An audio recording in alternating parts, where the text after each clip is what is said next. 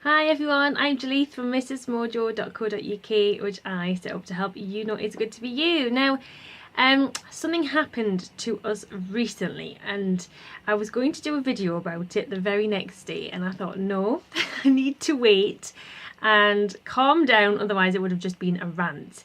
Now basically, we've taken our kids to see their very first stage show. So they were really excited. It was kind of part of my little boy's birthday celebrations because his birthday is coming up.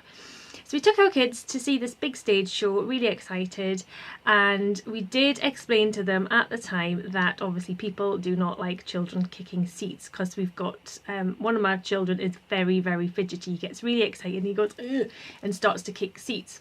So we did explain at the time that it's not acceptable to kick people's seats. However, he unfortunately got really excited and at one point kicked the seat in front of him. Now it was an older man, and he turned round and said to my 6-year-old boy, "Stop kicking my seat." And he didn't like that.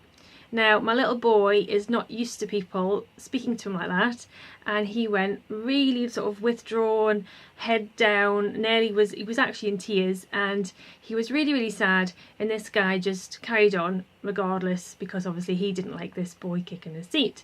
So we kind of explained to my little boy at the interval that obviously people don't like to have seats kicked, and just to try to keep his legs in or squeeze our hand if he was getting excited watching this stage show.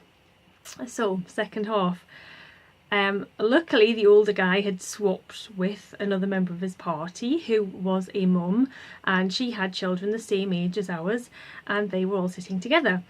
So again, my 6-year-old got really excited, and unfortunately at one point, again just once, kicked this lady's seat.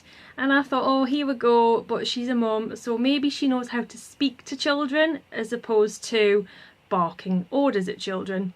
But no. So she turned around and said, "Stop kicking my seat," and just barked her order at my little boy, and then carried on really happy with her children as they watched the stage show. At this point, my little boy was just distraught.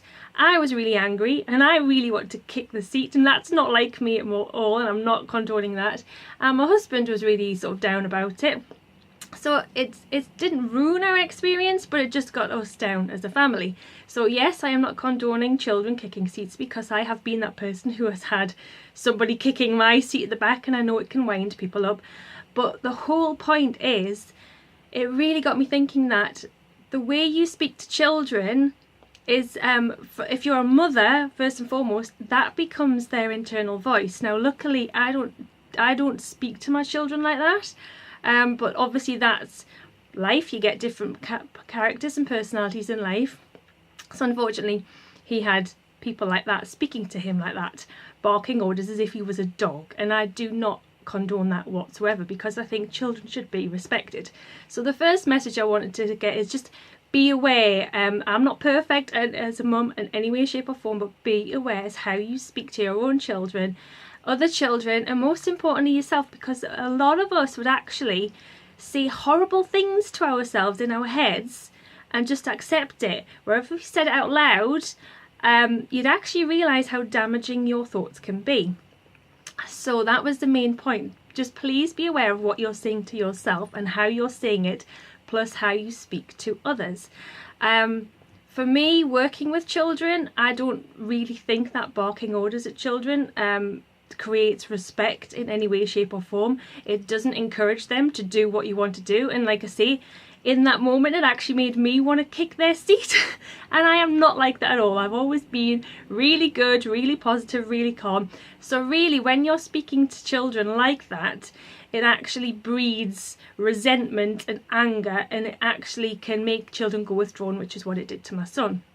So it got me thinking about an exercise that is in my Happy Teenager, Happy Child and Happy Woman fun book. So I'm going to read it from the Happy Teenager, because it really wound me up and I've been thinking about it a lot. So I did my own exercise, and it is about letting it go.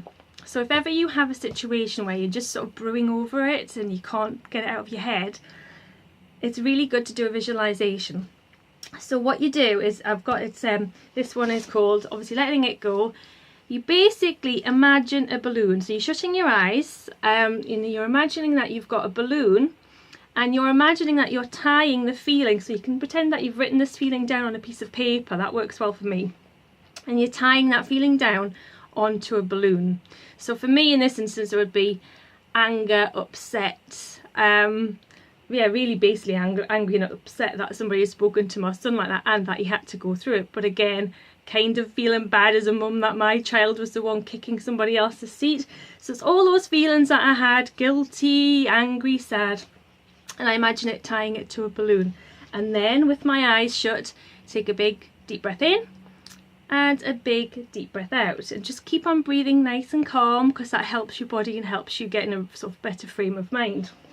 Then with your eyes closed, you'll picture the balloon going up into the air. So you see taking that feeling away, further and further away from you, and the balloon is getting smaller and smaller. So you're just imagining this like a movie in your head. So the balloon is going further and further away, higher into the clouds, taking all of those negative feelings away that actually don't help you or serve you. And then once the balloon has actually disappeared in your mind, imagine a beautiful bright rainbow, and that is shining down on you.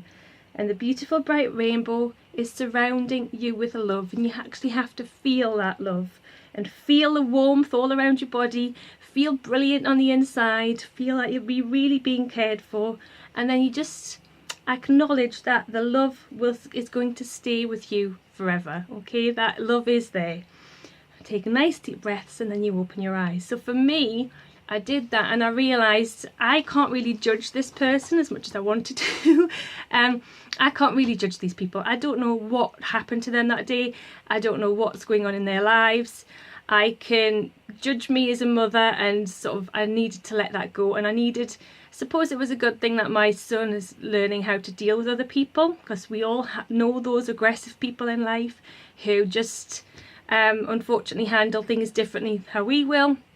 So it was a good learning experience for all of us and a good chance to let it go. Okay, so I hope that helps. If you need to let anything go, imagine that balloon and then imagine that rainbow shining down on you with lots of love. Okay, thanks for watching. Bye.